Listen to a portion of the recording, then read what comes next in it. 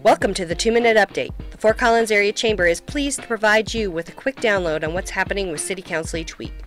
Key topics for the September 1st City Council regular session included a review of the Northern Integrated Supply Project, also known as NISP, and final adoption of changes to the Land Use Code related to addition of permitted use, or APU. Northern Colorado Water Conservancy District, or Northern Water, has been shepherding the NISP project through the federal approval process that's guided by the Army Corps of Engineers. NISP is a proposed water storage and distribution project that will supply 15 Colorado communities, including Fort Collins, with 40,000 acre-feet of new reliable water supplies. As part of the approval process, the Army Corps of Engineers recently released a supplemental draft environmental impact statement.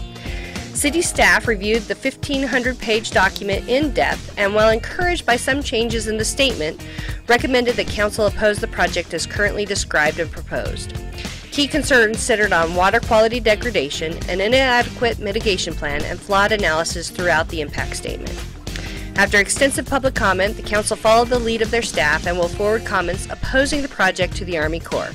It should be noted that while opposing the project as proposed, the Council expressed interest in seeing additional storage in Colorado, and with changes could eventually support the project. The final item of the evening was action on the addition of permitted use code changes. Council approved on first reading changes to the APU that would require the Council to provide final approval of projects in residential areas.